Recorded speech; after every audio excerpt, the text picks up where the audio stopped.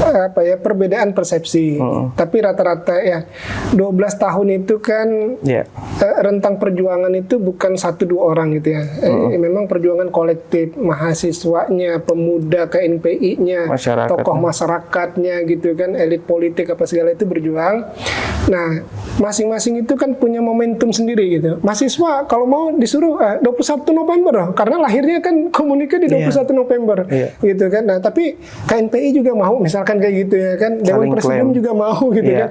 Akhirnya secara tersosialisasi secara tidak langsung gitu di kalangan para pejuang ini gitu kan, menetapkan tanggal 25 Oktober itu pada saat disahkannya RUU pembentukan Provinsi Kalimantan Utara menjadi Undang-Undang Pembentukan Provinsi Kalimantan Utara. Tapi kalau muncul 21 April? 21 April itu ya penetapan dulu ya. Penetapan dari PJ dulu masih. PJ Gubernur. Zamannya Pak Irianto Lambri. Ya, Irianto Lambri gitu kan. Itu momentum pada saat beliau dilantik menjadi PJ. Oh, dia menginginkan momentum itu dijadikan sebagai lahirnya Kaltara. Gitu. Hutnya hari ulang tahun. Oke. Jadi itu berarti resmi 25 Oktober sekarang sudah resmi 25 Oktober. Oke, tadi kan di penjelasan Abang tadi itu kan ada peran mahasiswa. Walaupun juga ada tokoh masyarakat, pemuda dan segala macam. Tapi kalau melihat fenomena ataupun dinamika mahasiswa hari ini, itu turut ngawal pemerintahan nggak di usia 12 tahun ini? Kalau menurut Abang sendiri melihat? Iya sih. Kan saya memang yang menarik itu begini, artinya kan kalau dulu itu patronnya sebenarnya di dalam wilayah kita itu kan kampus kan belum ada tuh waktu dulu ceritanya kan, hanya juga akademi masih dulu tuh di Tarakan apa segala itu masih lah tuh. Nah, memang ya organ KPMKT itu memang bergerak secara frontal tadi gitu. Jadi mahasiswa Kaltim dulu ada dua pergerakan ya. Satu secara isu nasional gitu kan, terlibat dalam isu-isu nasional. Nah, terus kedua tentang kedaerahan. Nah, kayak gitu. Nah, dua hal itu juga menjadi dasar itu dulu gitu. Nah, sekarang ada pertumbuhan perguruan tinggi gitu kan di Kalimantan Utara. Ada Borneo, ada STIMIK PPKIA, ada STIE gitu kan, ada Politeknik Negeri Nunukan, apa segala gitu. Nah, tidak sepenuhnya ya gitu ya, tapi ritmenya tuh ada aja sih gitu. Contoh kalau real itu kan sebenarnya yang kelihatan tuh kan ditarakan tuh. Ditarakan tuh terkait dengan isu kemarin harga udang, mereka turun itu. Tapi lebih banyak ngerespon isu-isu nasional ya, ketimbang isu lokal itu.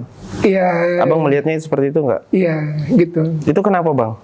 Apa karena perjuangan dulu mahasiswa waktu itu beda dengan sekarang, atau kampus yang kurang mendorong supaya mahasiswanya itu bebas dalam berpikir, bergerak segala macam, Bang? Kalau mungkin ada keterikatan ya.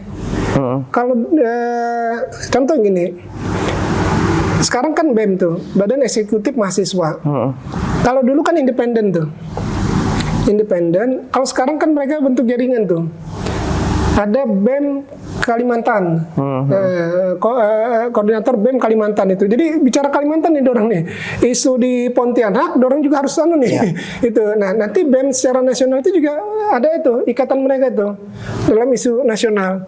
Nah, itu terjadi. Itu yang mungkin yang membedakan mereka, akhirnya informasi tentang isu nasional itu menjadi bagian yang menjadi bagian besar. Nah, proses kita di internal itu kan sebenarnya bagaimana sih menata nilai kritis itu, tujuannya untuk menata pembangunan yang ada di Kalimantan Utara. Itu satu catatan. Nah, terus kedua, nilai kritis yang dibangun di Kalimantan, di daerah sebenarnya itu selain dia menata pembangunan itu sendiri, terus kedua dia mempersiapkan diri gitu. Nah, maunya itu. Nah, ini terus terang saya secara pribadi masih tetap aktif gitu. Apalagi kan dengan buku dengan buku saya sejarah Kaltara ide yang lahir dari mahasiswa itu saya ajak diskusi. Terus yang terbaru ini nanti sudah saya desain itu. Kalian harus melahap itu melahap itu. Alam pikir mahasiswa utara itu seperti apa, itu harus dilahap itu. Supaya mereka juga mendapatkan informasi yang tidak hanya datang dari kalangan mereka dalam konteks diskusi. Oke, 12 tahun Kaltara berdiri, perkembangan yang Abang lihat sejauh ini seperti apa? Iya, kalau saya itu jujur saya secara mungkin memang perlu penelitian lebih mendalam gitu. Tapi kalau berpikir secara logis saja gitu, sebenarnya menurut saya masih lambat gitu. Oke. Masih lambat. Ya. Di usia 12 tahun, lambat 12 itu tahun. Diwajarkan atau gimana? Artinya gini, 25 tahun, bukan 25 tahun Kalimantan Utara, tapi 25 tahun kepemimpinan di Kalimantan Utara itu, kita sebenarnya sudah punya figur gitu, punya contoh gitu, punya ibaratnya cermin itu. Artinya ketika satu periode, siapa yang bisa membangun cepat gitu, itu kan kelihatan tuh. Ketika satu periode, dia sudah bisa mengembangkan wilayah, misalkan kayak gitu. Itu kan sebenarnya ada contoh tuh. Nah, saya sebenarnya kalau Bang Pelis tahu itu, saya sebenarnya belum ada buku, saya punya 2 buku lagi, tapi bukan definisi buku ya. Bunga Rampai Kalimantan Utara sama Bunga Rampai 2 Kalimantan Utara. Buku itu isinya Bunga Rampai 1, Bunga Rampai Kalimantan Utara itu diterbitkan 2008. Itu tulisan di media cetak, di Tribun, di Suara Kaltim, di Tarakan Pos, pernah masuk di Nunukan News. Itu nilai-nilai kritik yang saya berikan. Nah, nanti mulai kuliah dulu sampai lulus jadi dosen itu saya masih senang nulis itu artikel di media massa. Nah, nanti yang Bunga Rampai 2 itu kurang lebih 2020 ya. 2020 itu terbit lagi itu 8 tahun. Itu ada sekitar 50 tulisan. Oke, poin yang mau disampaikan soal figur tadi apa, Bang? Nah, figurnya itu begini, artinya apa ya? Yang saya lihat secara logis saja gitu kan. Kita ini punya contoh gitu. Nah, kalau ngelihat Kaltara sekarang, kenapa saya bilang agak lambat gitu ya kan? Karena memang ada contoh lah real contoh ya. Ketika Kaltara itu disahkan, dibentuk gitu ya kan, ditetapkan berdasarkan penelitian dari Unmul, ibu kota provinsinya berada di Tanjung Selor.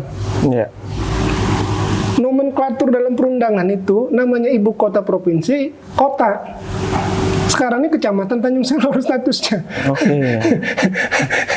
Nggak lucu tuh.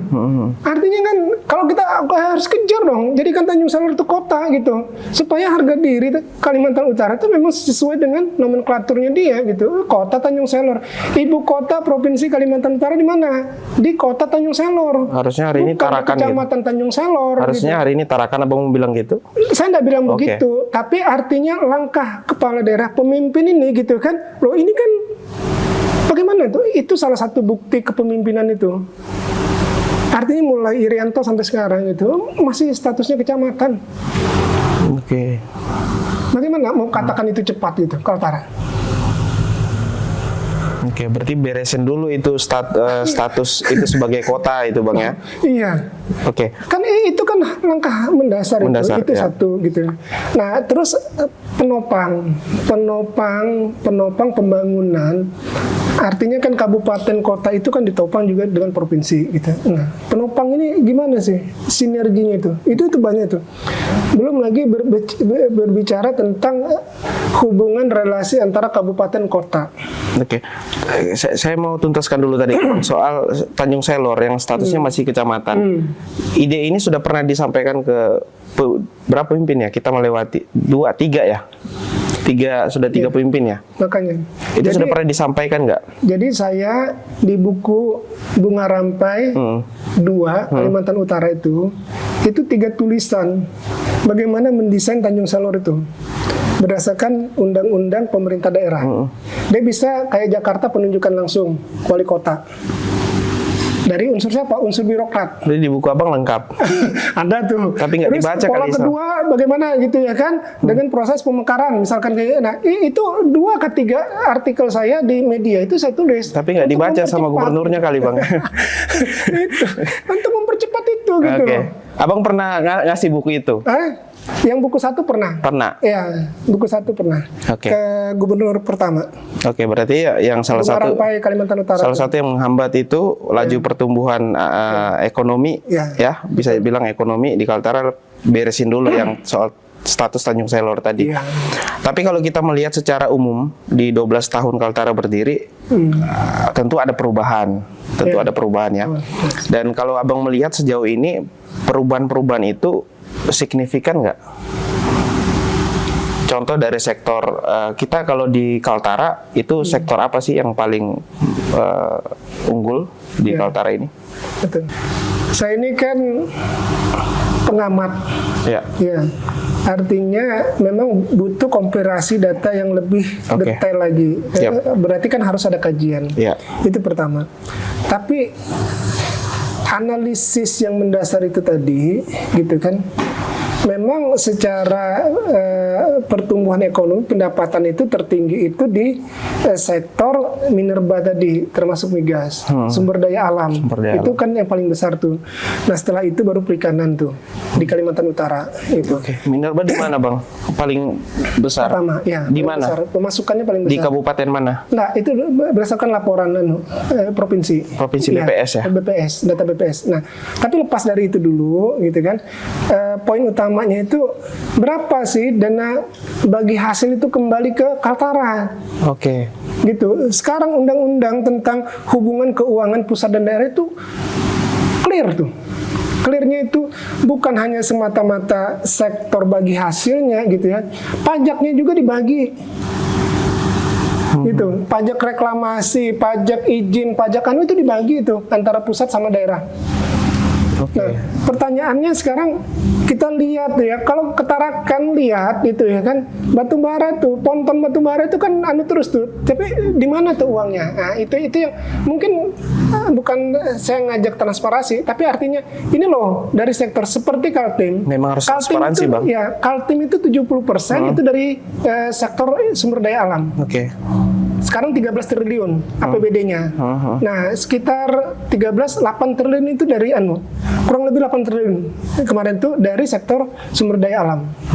Artinya bahwa di Kaltara ini sudah banyak potensi unggulannya ada, tapi dana bagi hasilnya yang bermasalah gitu. Abang mau bilang itu? Ya bisa dikatakan gitu.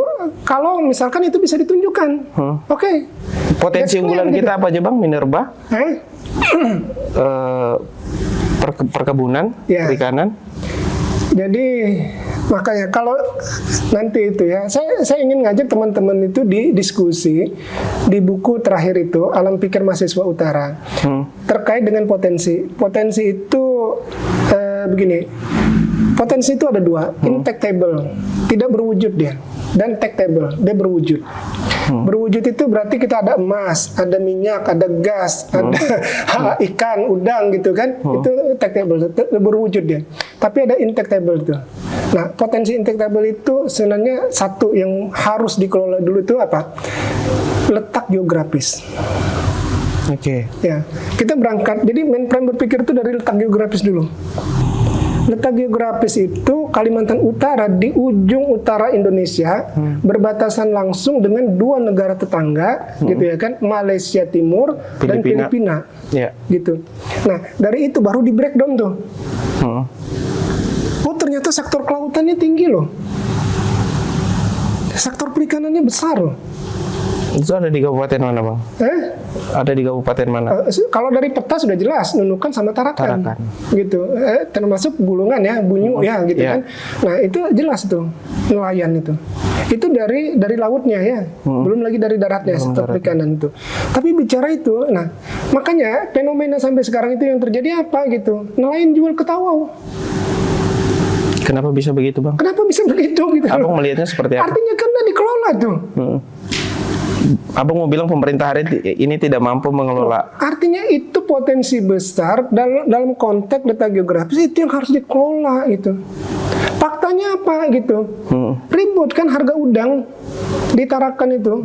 Turun harga udang, harga jual udang dari nelayan. Itu yang lahirnya demo itu. Gitu. Nah, itu yang coba dikemas, dilakukan penguatan itu. Nah, maksud saya itu gitu. Itu dulu diinventarisir gampang. Kau ambil tenaga ahli itu, nah, kau lakukan penelitian dulu. Kau hire itu manajer yang profesional. Kau garap nih, cold storage. Oke, kau mau gajinya seperti apa? Gitu dulu. Bangun tuh dalam bentuk rumda, misalkan kayak gitu. Kenapa tidak bisa gitu? Tadi soal udang, rumput laut abang melihatnya gimana bang? Kita Tarakan Nunukan itu 2 kabupaten kota yang jadi penghasil terbanyak di Kalimantan. Itu gimana? Jadi gini, artinya gini, kalau secara teknis itu kan kita butuh misalkan potensi kelautan kita apa aja, kita butuh penelitian yang lebih dalam kan. Ya, itu pertama gitu. Nah, sektor rumput laut ini kan memang menjanjikan Nunukan Tarakan. Saya kalau di Pantai Amal itu kan saya sering ke Borneo tuh, bolak-balik itu truk ekspor ngirim itu kan, memang betul-betul menjanjikan potensi gitu. Nah, tapi kan secara dalam kan kita nggak tahu ya ngukurnya gitu. Nah, tapi yang menjadi dasar tadi itu begini, karena faktor geografis tadi itu kita breakdown, kita lakukan penelitian bagaimana mengelola potensi ini gitu loh. Tapi maksud saya gini bang, ada banyak truk lewat yang muat rumput laut. Tapi sejauh ini misalnya contoh Nunukan itu ternyata tidak ada yang menjadi pemasukan daerah dari sektor itu. Itu masalah bang. Nah, itu harusnya gimana bang? Nah, saya itu dulu. Saya satu ilustrasi dulu. Pada tahun 2000, gitu ya, pada saat kami sosialisasi Kaltara, wacana Kaltara itu, diundang sama salah satu pengusaha udang Tarakan, namanya almarhum Haji Muhyiddin, meninggal sudah. Jadi diundang ke kantornya di Beringin, gitu. Di dalam Beringin, di kantornya ini, itu masih pakai komputer tabung tuh. Tapi sudah link internet. Tahun 2000 tuh. Dia sudah link internet. Jadi dia lihat harga ekspor udang sekian, dia telepon Jepang. Transaksi sekian ton kami siapkan. Transaksi hari itu 2-3 hari baru sampai ke Jepang tuh. Tapi sudah dibeli itu dengan harga transaksi pada saat itu. Dia kontrol tuh. Nelayan tambak itu, gitu ya, bisa bukan dia bisa mainkan, dia naikkan itu pendapatan itu. Yang lain jual misalkan 100.000, dia kasih 110.000, karena dia baca itu nilai ekspor itu. Oh, aku masih ada untung lebih banyak nih. Itu terjadi itu. Artinya seorang pengusaha almarhum yang betul-betul jiwanya gitu ya ke masyarakat itu bisa dilakukan itu, dan dia kontrol tuh harga udang di Tarakan. Itu terjadi tahun 2000. Apalagi dengan kelengkapan. Rocky Gerung bilang tuh ya, negara tuh yang paling bisa membuat memainkan isu, karena dia dilengkapi dengan peralatan. Nah, pemerintah itu kan dilengkapi dengan peralatan dia. Ada kepala dinasnya yang ngurus, ada alatnya, ada duitnya gitu. Kok nggak bisa ngurus? Kan begitu tuh. Sekarang ada kebijakan Perumda. Sekarang ada kebijakan dalam migas itu yang disebut dengan PI, partisipan interest. Kau masukkan modal Perumda masukkan modal 10%, nanti keuntungan eksplorasi itu kau dapat juga. Kau dapat dari PI tadi, kau dapat dari bagi hasil tadi, gitu kan? Jadi, Bang, kalau kita lihat tadi Abang nyebut ada potensi perikanan, kemudian ada potensi migas, minerba dan segala macamnya. Sejauh ini 12 tahun ini pemerintah sudah melakukan diversifikasi nggak perluasan sektor itu? Atau justru tergantung nih pada sektor yang ekstraktif? Iya. apa namanya tuh SKPT kan nggak salah tuh ya di Sebatik itu. Yang pelelangan itu. Nah, saya nggak tahu sejauh mana tuh kontribusinya bagi daerah Kaltara. Sejauh mana dia mampu mengelola, misalkan kalau dia sektor ekspor impornya, misalkan gitu. Apakah sudah sampai situ? Saya belum tahu gitu. Nah, nyatanya memang diam-diam aja tuh. Nggak ada berita, kan harusnya ekspos tuh. Yang kami lakukan sudah begini-gini misalkan. Nah, itu. Terus stabilitas harga, misalkan kan harga jual kan dari nelayan gitu kan. Nah, itu kayak apa? Itu kan saya belum tahu tuh SKPT ya. Lupa saya namanya. Tapi sedikit Bang soal ini. Potensi ekonomi lokal kita. Apa yang menjadi sebenarnya apa yang menjadi tantangan sehingga pemerintah hari ini misalnya tidak mampu melihat, dia memang melihat atau memang tidak mampu mengelola peluang atau potensi lokal yang ada di Kaltara? Ya, mungkin secara tuh gini, artinya memang kita butuh blueprint. Blueprint itu bagaimana merancang desain itu penting. Terus bagaimana menyerap aspirasi itu penting. Nah, itu ya, blueprint bagaimana 25 tahun ke depan Kalimantan Utara itu memang sebenarnya harus disampaikan gitu. Mau kemana nih? Itu satu. Terus kedua, kembali ke potensi unik dalam alam pikir mahasiswa itu. Kita ndak bisa berebut potensi. Itu yang perlu dicatat ya. Ndak bisa kita berebut potensi, tapi bisa kita mengelola potensi. Contohnya gini. Oh, ternyata ciri Tarakan itu sebagai kota jasa gitu. Secara mayoritas Tarakan itu jasa. Oh, ternyata Kabupaten Bulungan itu kota pariwisata budaya karena ada kesejarahannya, kesultanannya gitu. Nah, industri pariwisata melalui budaya itu nomor 2 di dunia setelah senjata pendapatan itu. Nanti mengemas tuh ya, mengemas pariwisata budaya gitu ya, mengemas pariwisata itu sebenarnya nomor 2 tuh di dunia tuh. Singapura kayak gitu tuh. Kan yang berkembang tuh kan salah satu faktornya itu pariwisatanya tuh. Kita menikmati anunya tuh. Apa namanya tuh pariwisatanya dia, wisatanya dia tuh. Dia bangun bandara itu seperti dalam hutan. Ya kan diciptakan suasana itu dia bangun pariwisata itu. Nah, Bulungan kalah budaya, pariwisata budaya. Gimana kembangkan? Misalkan kayak gitu. Gimana komitmen untuk membangun kembali gitu ya kan? Kutai aja ada kok. Ini itu apa namanya itu keratonnya dia, kesultanannya dia dibangun kembali. Kenapa kita enggak gitu? Sebagai salah satu ikon budaya tadi, misalkan kayak gitu. Terus Malinau selain pertambangannya dia yang besar, Malinau itu kan kabupaten terbesar ya, 2 triliun kalau tidak salah tuh APBD-nya itu kurang lebih itu. Itu dari pertambangan memang. Nah, tapi lepas dari itu ternyata di situ misalkan lahan pertanian gitu ya kan.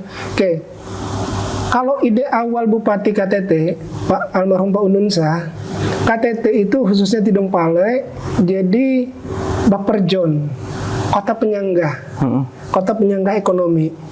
Yang dari Malinau, dari Sungai Ular, apa segala gitu kan, transitnya itu di situ sebenarnya tuh.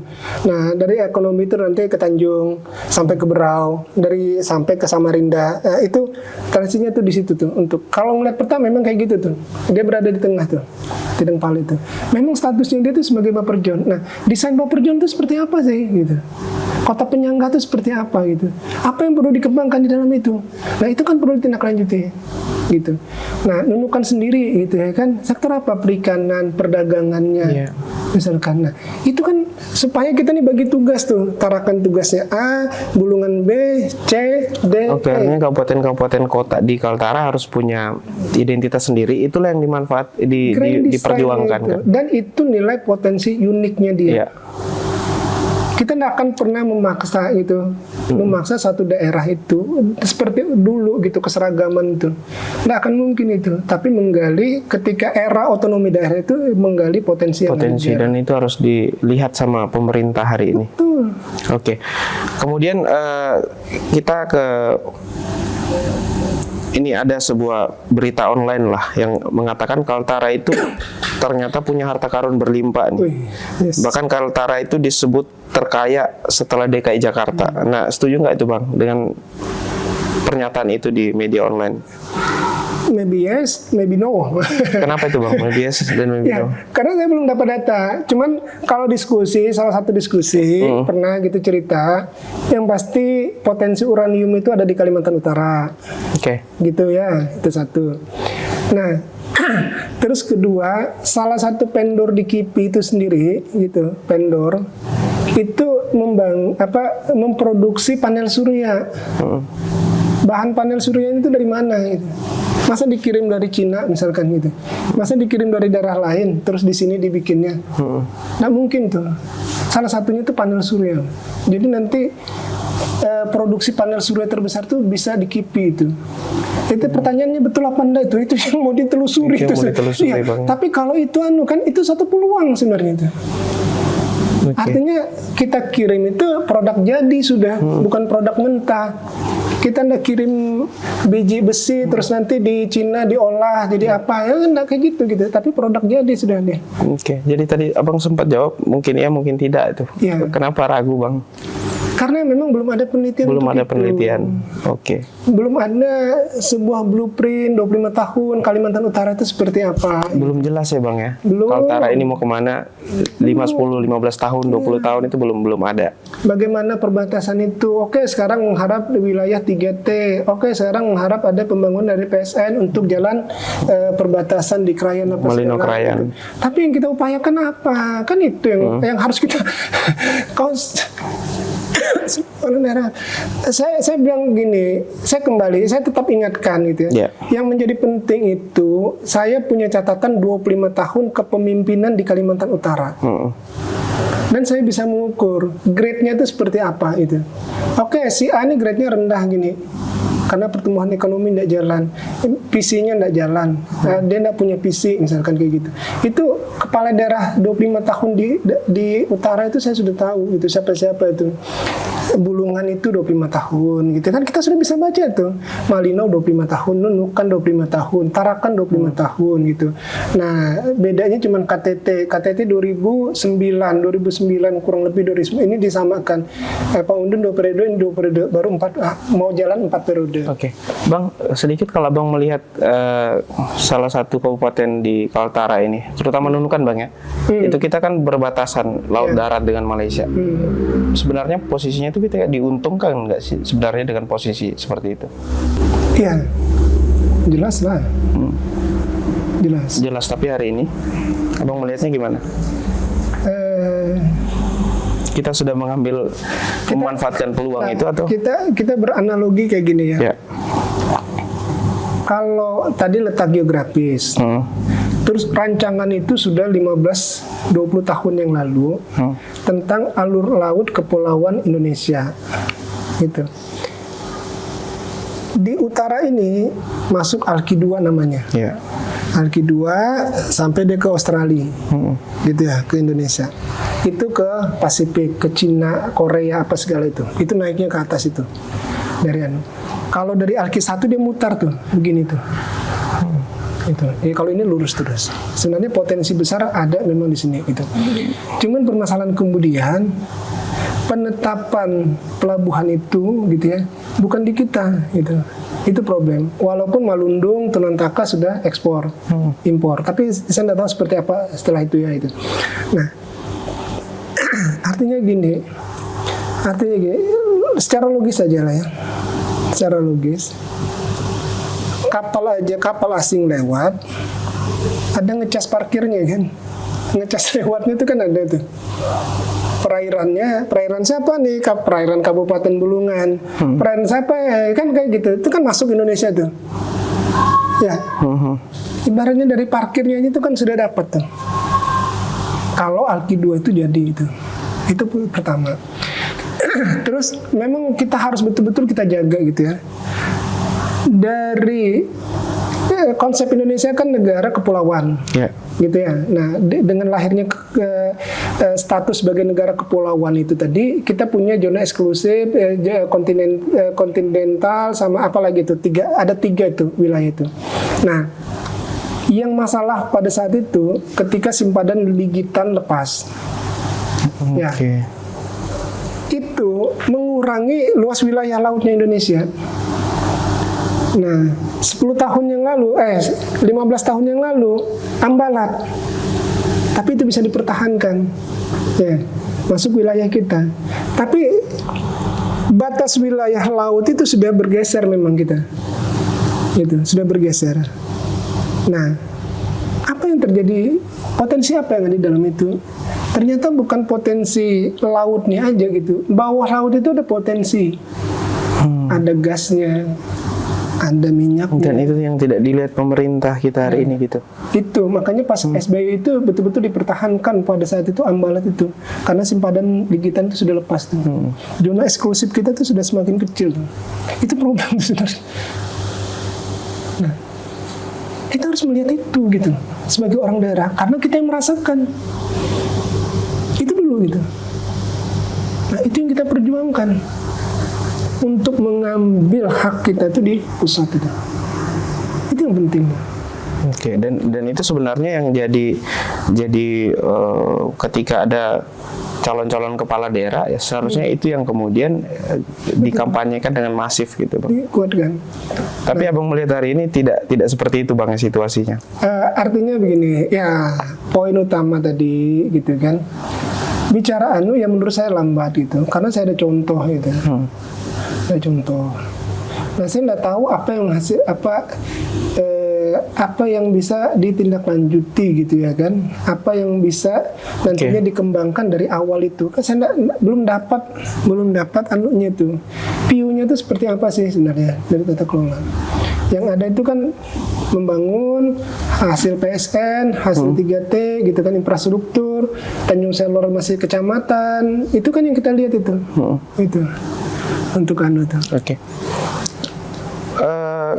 Untuk kalau kita lihat, Bang, berarti kita sebenarnya di Kaltara ini punya banyak potensi. Salah satu tadi kita punya pintu utara yang berbatasan dengan Malaysia. Tapi bukan cuman itu, ternyata banyak juga sektor-sektor lain gitu kan, Bang, selain kelautan, perikanan, apa segala macam. Nah, sebenarnya tantangan terbesar selain tadi pemerintah yang sulit membaca potensi, apa sebenarnya yang harus dibenahi pertama gitu sama pemerintah hari ini? Paling dasar dibenahi itu apa dulu, Bang? Yang utama gini ya. Ya saya tuh kembaliin tadi. Pertama kan kita minimal punya blueprint lah ya. Kalimantan Utara tuh mau dibawa kemana itu.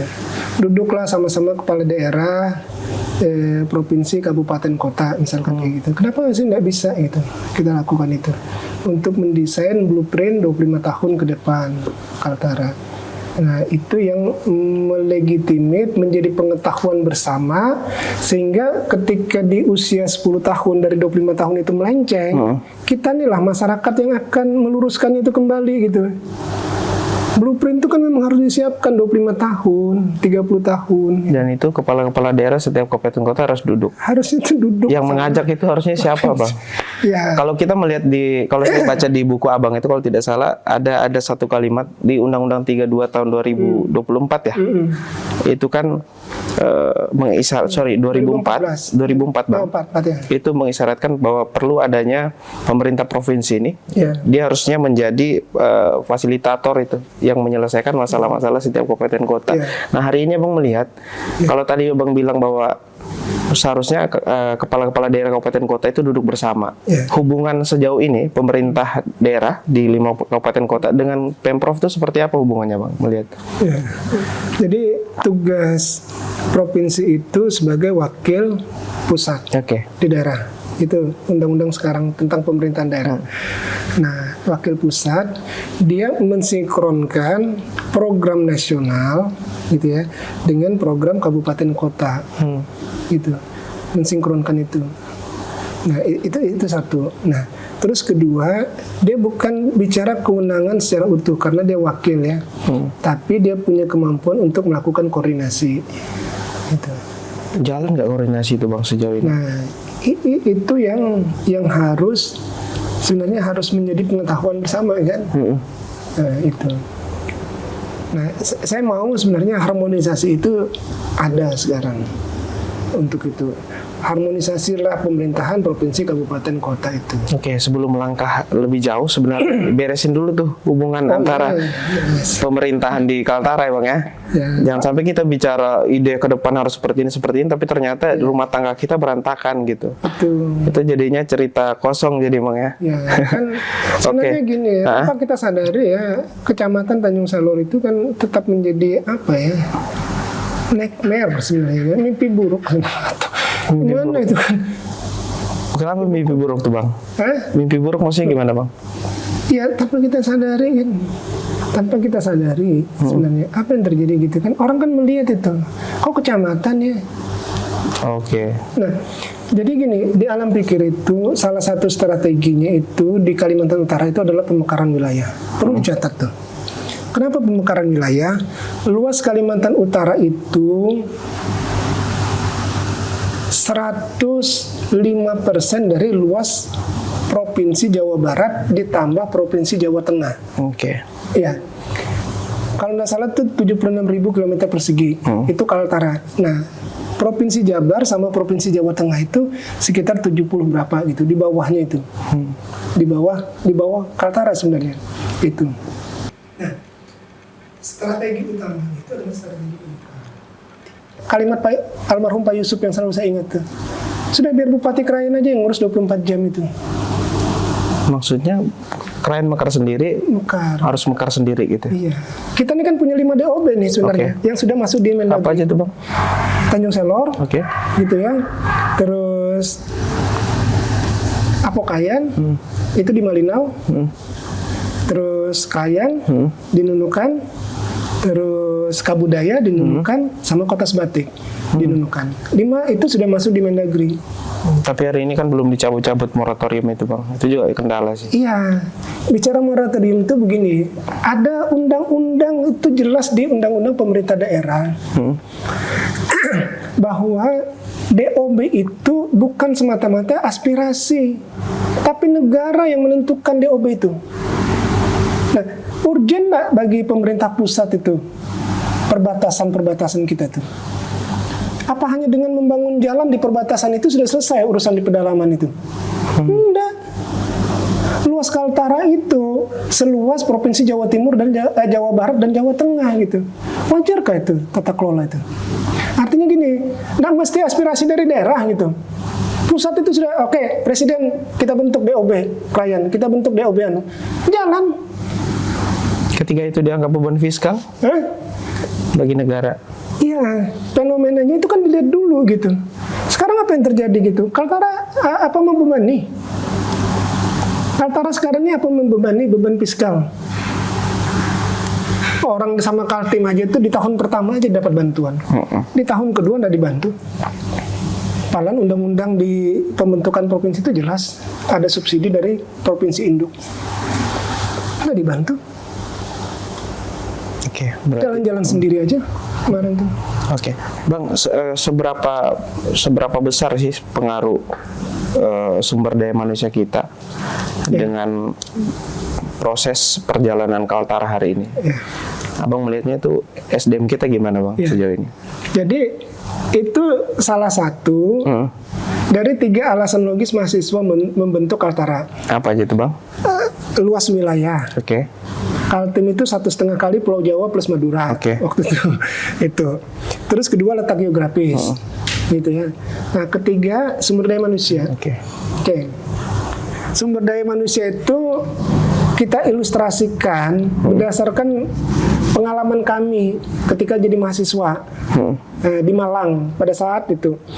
Nah pada tahun 95 KPMKT itu menggelar Lokakarya namanya di Malang. Datanglah Gubernur Kaltim, Pak Ardan pada saat itu, 88-98 dia Gubernur Kaltimnya. Datang ke Malang pada tahun 95 untuk membuka acara. Sebelum membuka acara, dia kunjungan ke Asrama Mandau, itu di Kaltim. Pas di kunjungan itu, beliau tanya Ketua KPMKT Cabang Malang, Kas Rianto. Dia bilang, Kas, berapa mahasiswa Kaltim yang kuliah di Malang? Asrianto jawab tuh menurut saya ngawur lah tahun 95 tuh ya. Dia bilang 6.000 Pak. Dia bilang, banyak juga ya. Nah itu gubernur. Oke. Lepaslah dari 6.000 tuh. Oh, kita ambil separohnya lah gitu. Atau nggak usah lah separohnya. Sepertiganya aja. 2.000 mahasiswa Kaltim kuliah di Malang. Oke. Dari 2.000 itu gitu ya. Dari 2.000 itu misalkan kita ambil 50 lah. 50 orang dari mahasiswa utara. 50. Di Mandau tuh aja kurang lebih 20 orang tuh sebenarnya. Belum lagi yang kos-kosannya tuh. Tapi nggak usah lah, ambil 50 lah. Tapi ternyata itu terakumulasi gitu loh. Ada di Malang 50, ada 10 di Surabaya, ada 30 di Bandung, ada 20 di Jakarta, gitu, ada 50 di Jogja sebagai kota pendidikan, gitu ya. Ada 10 di Solo, ada 20 di Semarang. Kami punya tuh teman-teman di Solo, di Semarang itu. Ada 50 di Makassar, tujuan utama tuh. Nah, ada 10 di Banjarmasin, belum lagi di Samarinda. Nah, akumulasi tahun 95. Nanti tahun 96 masuk lagi yang pergi kuliah merantau, gitu kan. Nah, jadi poinnya apa? Disitulah kepercayaan diri mahasiswa ketika mewacanakan Kalimantan Utara. Kami siap apa? Siap diseleksi, ambil yang terbaik dari kami itu untuk membangun Kalimantan Utara. Kan gitu aja tuh sederhananya itu. Tapi kalau hari ini banyak yang kuliah tapi enggan pulang itu Bang, itu juga masalah ya? Iya, itu fenomena nasional tuh. Kabur aja. Kabur aja. Ketimbang bangun ternyata kabur juga dari Kalimantan Utara gitu. Berarti itu masalahnya di mana itu Bang? Ya, banyak yang enggan kembali bangun daerah. Kan poin pertama itu kan kesediaan lapangan pekerjaan, itu kan menjadi dasar gitu. Artinya serapan tenaga kerja itu kan seperti apa? Itu penting itu penting dilakukan penelitian itu. Berapa tenaga kerja asing yang masuk di Kalimantan Utara, berapa tenaga kerja lokal yang masuk, itu diteliti dong. Harusnya tuh tugas siapa tuh gitu, tugas pemerintah untuk mengkaji itu gitu. Melihat peta itu pertama. Terus kedua, kalau dulu bahasa kami itu membuka peluang kerja, apa namanya dulu tuh? Job fair. Bukan. Apa? Membuka peluang kerja gitu. Jadi contoh misalkan ini kan kayak sudah lulus mahasiswa, ada mahasiswa kami elektro 1 gitu. Akhirnya dia kolaborasi teman-temannya, ini elektro nih ya. Sarjana elektro, kolaborasi sama teman-temannya itu 3 orang ke 4 orang, dirikan KP, namanya Bius KP di Tarakan. Sekarang nih jadi 3 lokasi dengan brandednya Bius KP. Nah, dia membuka usaha, peluang usahanya itu kan menjanjikan artinya itu bagi dia kan, itu satu. Nah, tugas pemerintah itu mensupport supaya ketika ada ide gagasan membuka usaha, dibantu dulu, dikawal tuh. Support dalam bentuk apa Bang? Supportnya dalam bentuk apa? Macam-macam itu. Kalau pemerintah tuh macam-macam. Dari sisi pelatihannya bisa, dari sisi bantuan peralatannya bisa, apa segala itu bisa dikelola semua tuh. Gitu kok. Nah, itu kan harus disupport itu. Disupport, diinventarisir, bagaimana kau membuka peluang gitu. Banyak peluang usaha sebenarnya yang bisa dikembangkan oleh mereka gitu. Nah, itu tugas pemerintah lagi gitu kan. Artinya memberikan KP sudah menjadi branding gitu. Nah, itu salah satunya gitu ya. Terutama apalagi ditarakan gitu kan, branding sudah. Nah, tapi tetap juga ada yang akhirnya buka tutup. Itu kan fenomena juga itu. Nah, jadi serapan tenaga kerja itu penting, menjadi bahan penelitian. Terus kedua, memberikan kesempatan untuk mengembangkan minat dan bakatnya itu kan, dalam bentuk gitu membuka usaha. Kan itu kan. Itu jadi bukan semata-mata reorientasi gitu menjadi pegawai negeri misalkan kayak gitu gitu kan. Nah, itu kan sebenarnya bisa. Nah, itu butuh support untuk melihat itu. Ini pemerintah ini nggak menyediakan wadah untuk itu Bang ya? Pengembangan SDM itu nggak ada wadahnya? Ya, saya kurang tahu ya. Contoh misalkan gini ya, di Kabupaten Bulungan itu di hutan lindung Bunda Hayati. Itu kan ada festival PES band, apa segala itu. Itu sejauh apa itu? Padahal dalam konteks tata kelola pemerintahan itu ada yang namanya konsep pentahelik tadi itu. Keterpaduan antara pelaku usaha gitu kan, anak muda, terus pemodal gitu kan, pemerintah sama itu bergabung. Pentahelik itu tadi itu kan menciptakan peluang-peluang kerja itu tadi, kemandirian. Nah, itu harusnya ditindaklanjuti terus gitu, bagi saya sih. Oke, Bang, bicara SDM ini kan menarik karena program Astasitanya Pak Presiden hari ini itu kan soal SDM. Nah, kalau kita lihat di perbatasan hari ini, Abang melihatnya SDM kita untuk membuat mereka berdaya saing unggul itu sebenarnya itu harus apa pemerintah lakukan, Bang? Pemerintah harus ngapain gitu supaya SDM kita ini punya daya saing yang unggul gitu? Ya. Jadi di buku Alam Pikir itu salah satu hal yang mendasar itu, satu tema untuk menggapai cita kaltara itu apa kemarin? Teknologi, telekomunikasi, energi listrik. Itu satu tema tuh. Teknologi sebenarnya kita tidak bisa lari dari perkembangan teknologi. Dunia industri sudah 4.0, gitu ya, berbasis IoT, berbasis kontrol, gitu ya, berbasis otomasi apa segala itu ya. Nah, itu kan sudah itu berbasis komputer, gitu ya. Nah, IoT. Nah, kampus apakah menyediakan itu gitu? Nah, itu lagi kembali menjadi tandanya. Biasanya cari jadi kampus besar sekalipun gitu ya, itu dikelola melalui balai pelatihan atau workshop atau apa gitu, kerjasama antara akademisi dengan praktisi misalkan kayak gitu. Nah, cara membangunnya itu untuk apa gitu? Supaya generasi kita itu tidak gagap teknologi, gitu, berhasil teknologi. Nah, itu perlu. Siapa yang bisa memfasilitasi itu ya? Jelas pemerintah lah, gitu kan. Kami hanya universitas menyediakan tenaga, misalkan kayak gitu kan, untuk pengembangan skill mahasiswa, skill. Nah, itu satu. Terus kedua, kota itu berkembang, wilayah itu berkembang karena kemampuan jaringan telekomunikasi yang bagus. Itu harus ada intervensi tuh pemerintah. Karena kami punya contohnya 25 tahun kemarin yang bisa mengintervensi Pertamina, yang bisa mengintervensi itu kan aparat apa segala itu untuk kemajuan masyarakat. Kami sudah ada contohnya tuh. Nah, itu harus bagaimana nih? Kami harus mendapatkan hak yang sama gitu dalam pelayanan jaringan listrik, jaringan internet, gitu, informasi. Terus ketiga, ketahanan energi listrik. Suka tidak suka, mau tidak mau, ya harus itu menjadi dasar semua wilayah. Baik itu elektrifikasinya maupun dari sisi kapasitasnya, gitu ya kan. Contoh dari kapasitas misalnya. Ini jalan provinsi, tapi gelap. Nah, tugas provinsi kasih terang, PJU-nya. Ini jalan kabupaten, kok gelap, tugas kabupaten kepala daerahnya untuk menerangkan itu.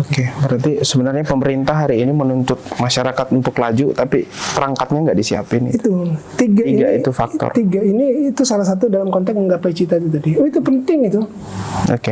Investasi tidak akan masuk gitu kalau jaringan internetnya lelet, dia jauh ke sana, dia susah berkomunikasi. Mahasiswa kami aja di pedalaman tuh naik ke gunung dulu tuh, baru dapat sinyal. Terjadi juga di Kabupaten Nunukan itu. Gitu. Kan, bahkan di Pulau Nunukan, Bang, tidak semua di tempat itu juga punya jaringan. Ada di kota aja tuh kayak gitu juga. Sekarang kan dunia informasi gitu. Siapa yang lambat mendapat informasi, dia yang kalah. Kan dunia kayak gitu tuh. Siapa yang mendapatkan informasi duluan, dia yang menjadi pemenang.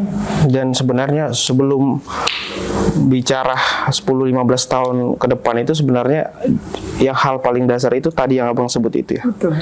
Infrastruktur dalam segala maksudnya dalam pengertian luas ya, kayak jaringan internet, telepon, kemudian juga jalanan itu juga perlu. Harusnya itu jadi PR yang dikerjakan atau diprioritaskan lebih awal. Nah, kalau kalau kita bicara SDM, tentu kita bicara punya kaitan juga dengan tenaga pendidik guru kita nih. Nah, di Kabupaten Nunukan ataupun mungkin Abang punya contoh di kabupaten lain, melihat hari ini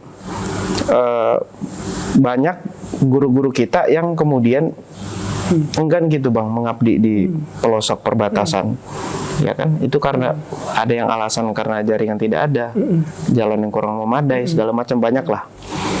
Nah, Abang melihat hari ini situasi guru dengan seperti itu, harusnya pemerintah tuh supportnya dalam bentuk apa itu Bang?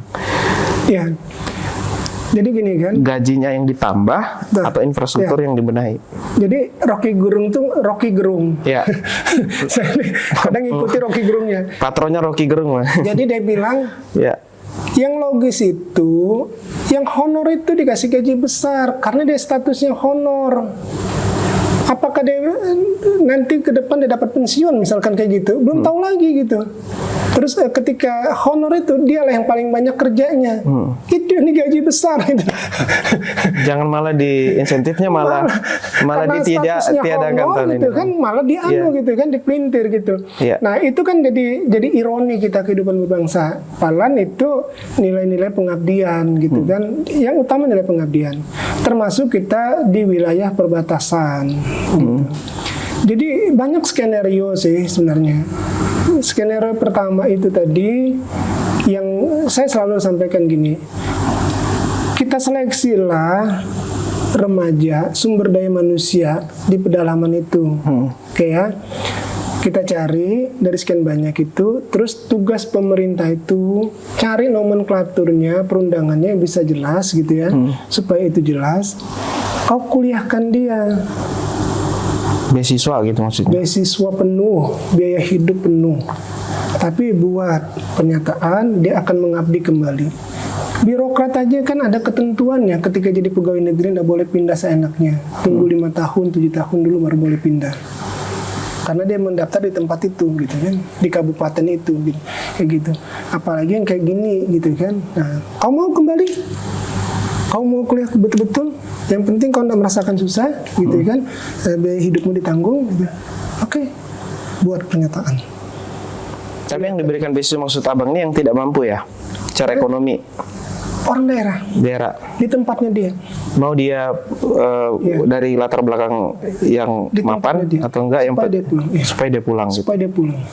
Itu penting. Dialah yang membangun daerahnya itu. Itu harus ditanamkan itu. Oke. Ya, itu pertama. Terus kedua, itu banyak tuh ya, guru terutama. Terus kesehatan, dokternya dia, perawatnya ke dia gitu. Kenapa nggak kita berdayakan yang kayak gitu juga? Gitu? Akhirnya kita bangun tuh bangun puskesmas sejarah itu. Iya. Kau selesaikan di sana. Tanggung jawabmu nih 10 tahun di situ. Tapi akan tidak fair Bang ketika cuma beasiswa tapi kita dipaksa gitu, misalnya beasiswa dikasih dengan catatan kembali ke daerah. Tapi infrastruktur yang tadi itu tidak disediakan dulu gitu. Nah, jadi ini kan poin sumber daya dulu gitu kan. Artinya poin sumber daya itu kita tingkatkan sumber daya di daerah itu, kita optimalisasi dengan cara ya kita seleksi. Siapa yang mau gitu kan berjuang untuk daerahnya. Itu kan penting. Nah, ini kan ironi. Sawah aja disubsidi gitu loh, manusia gitu nggak disubsidi gitu loh. Iya. Sawah aja disubsidi gitu loh, manusianya kok nggak disubsidi gitu. Nangkap nggak ya? Iya. Iya kan? Tapi maksud saya harus sejalan. Penerbangannya kan yang disubsidi kan, bukan orangnya kan sebenarnya itu. Penerbangannya tuh yang disubsidi itu. Ini kan manusianya tuh. Kenapa nggak bisa dilakukan pengecualian? Sawah aja bisa kok. Iya. Tapi maksud saya tadi tuh Bang, selain dia diberikan beasiswa, ketika dia kembali ke daerah, siapapun dia gitu, ketika dia punya keahlian tapi tidak didukung dengan perangkat yang ada, itu juga masalah Bang. Oh iya, jelas. Maksud saya harus bareng itu. Oh jelas. Beasiswa jalan, tapi infrastruktur di pelosok juga harus diperbaiki. Makanya biar kita sejalan. Punya blueprint. Ya. Punya blueprint itu target, misalkan kan, jalan lintas kabupaten yang ada di Kalimantan Utara itu, gitu kan, berapa tahun nih? Ya. Gitu. Oke. Provinsi berapa ketersediaannya? Kabupaten sebelah nih, Bulungan berapa ketersediaannya? nyambung ke Kabupaten Tanah Tidung, berapa ketersediaannya. Tanah Tidung lagi nyambung, ini Berau ke Bulungan, ya Berau kan ke Bulungan tuh, dua ada tugasnya tuh, Berau ke Bulungan ke Berau, Bulungan ke KTT, tugasnya 2. Tapi KTT punya juga tugas 2 tuh, KTT ke Bulungan, KTT ke Malinau. Malinau juga punya tugas 2, gitu kan. Nah, gitu kan. Nah, Nunukan apa tugas 2-nya? Perbatasannya dia tuh.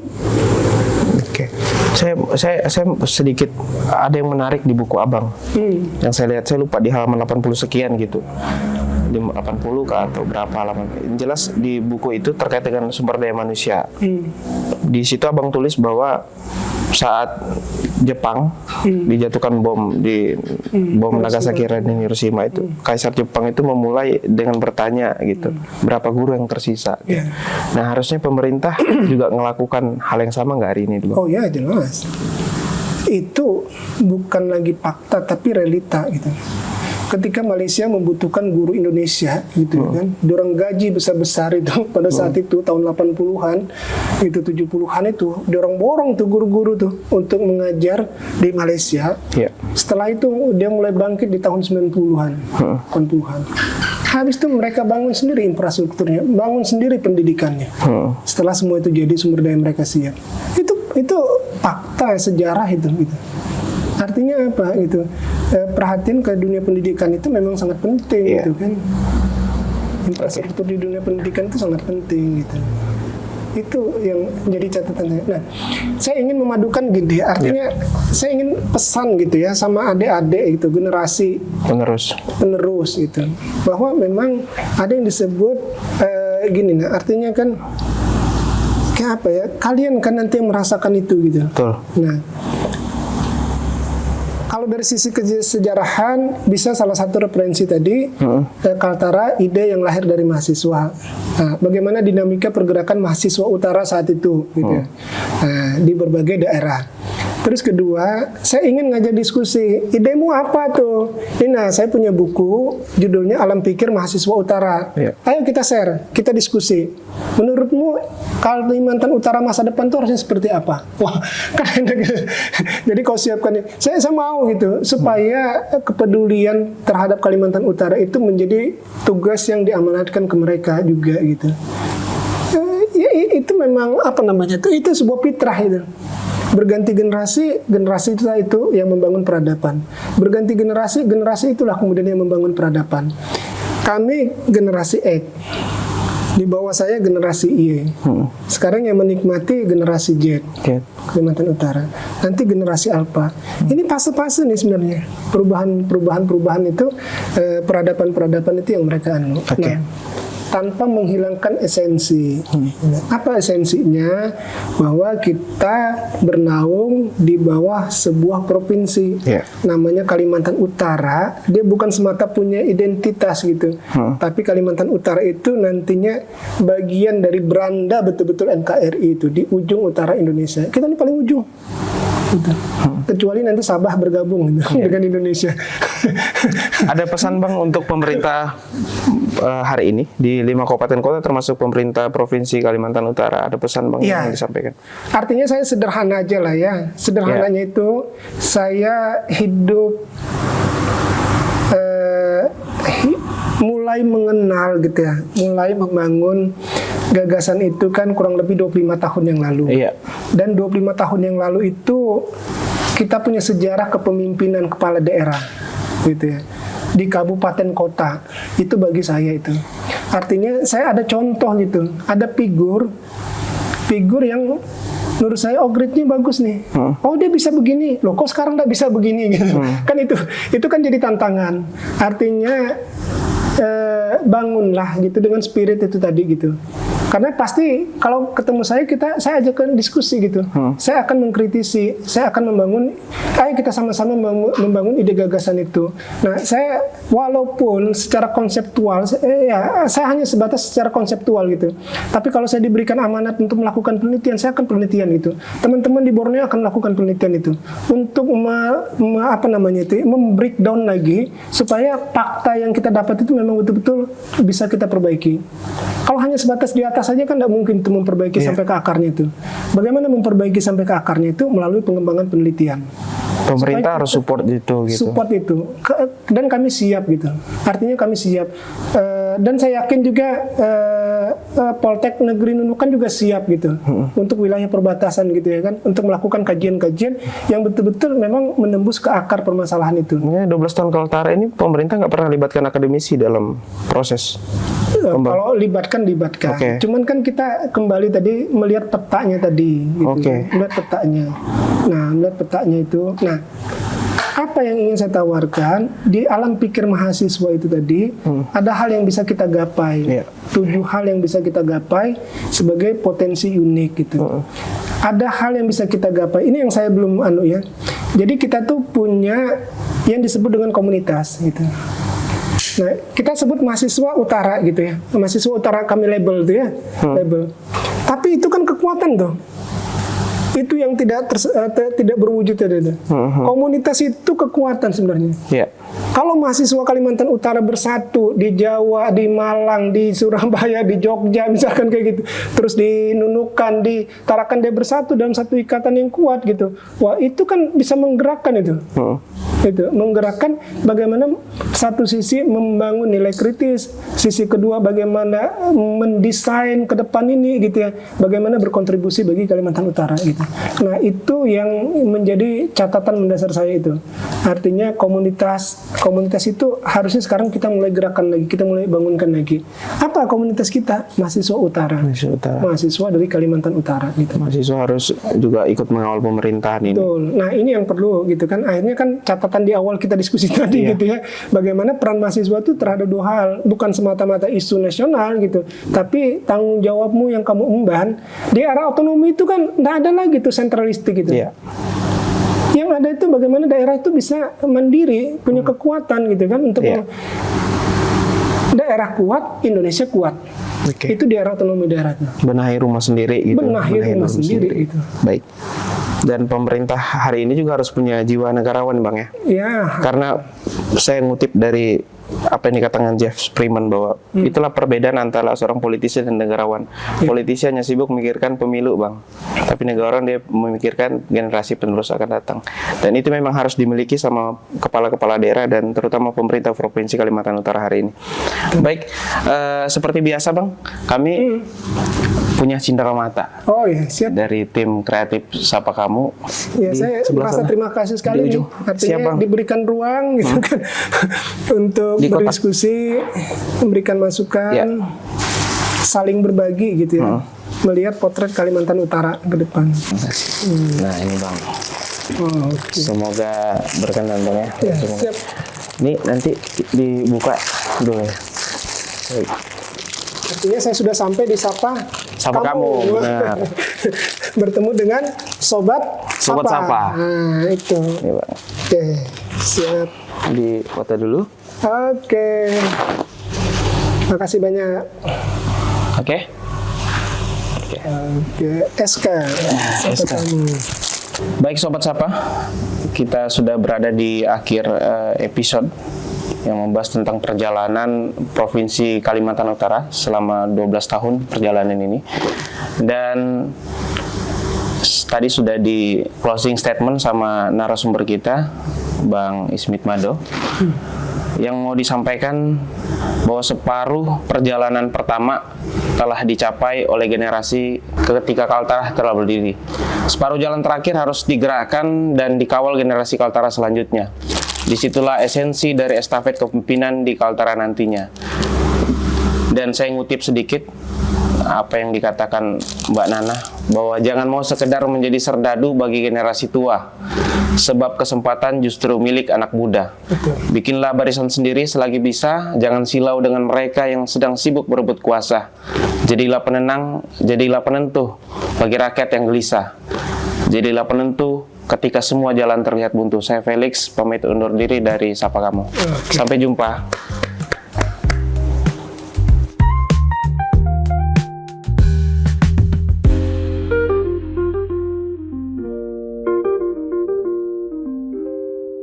Jangan lupa like, komen, dan subscribe.